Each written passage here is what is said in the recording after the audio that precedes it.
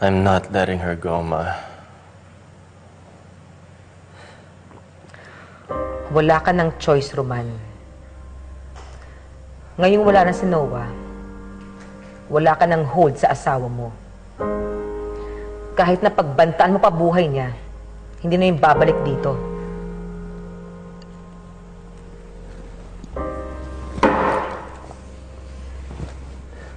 Kumalma ka nga. Nang dahil dyan sa init ng ulo mo, namatay ang apo ko. Sinisisi niyo rin ako? Sige, kumampi ka sa kanila! Ang sinasabi ko lang, kung hindi galit ang pinairal mo, buhay pa sanang anak mo ngayon. Yes, but what did you expect me to do? Nalaman ko na may lalaki si Clara. Dapat kasi, sinigurado mo muna.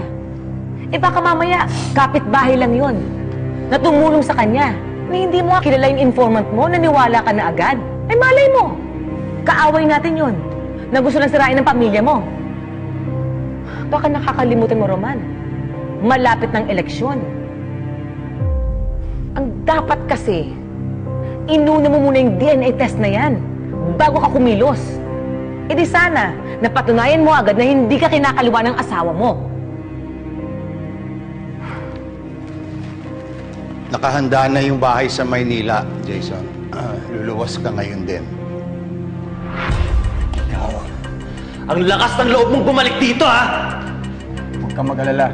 Hindi ako magtatagal. Kukunin ko lang yung mga gamit ko. Alam mo pa, hindi dahil dyan sa bastardo niyo, hindi magkakaroon ng ganito gulo! Tumigil ka na, Roman, ha? Kanina ka pa. Pare-pareho lang kayo may kasalanan. Nasaan si Clara? Hindi na siya babalik dito. Ano? Bakit niyo siya hinayaan? Hayaan mo yung asawa mo nang magkaroon naman ng katahimikan ng pamamahay na to.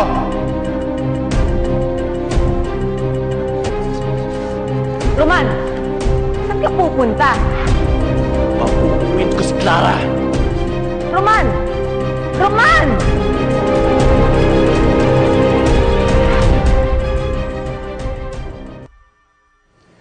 Naghihintay na si Edgar sa'yo. Nahatid ka niya. Hindi na po kailangan. Mabuti na rin may kasama ka sa pagluwas. Hindi po ako luluwas ng Maynila. At hindi rin po ako lilipat sa bahay niyo. Saan ka tutuloy? Kung ayaw mo sa Maynila, magpapahanap ako kay Edgar dito sa San Diego. Kaya ko na po yung sarili ko. Huwag na po kayong mag-abala. Pati sa paghahanap kay nanay, ako na po yung mag-aasikaso doon.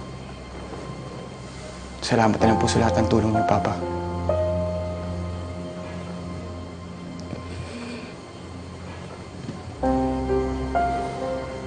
Susi po, ang kotse na binigay niyo sa akin. Dumating po ako dito na damit lang yung dala ko. Ganoon na rin ako aalis. Jason. Jason. Jason.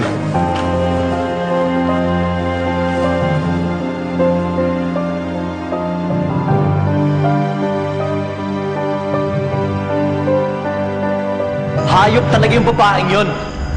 Kung akala niya makakalayo siya sa akin, nagkakamali siya!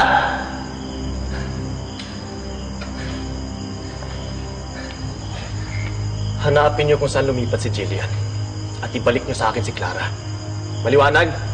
Yes, boss. Kami nang bahala, kuya.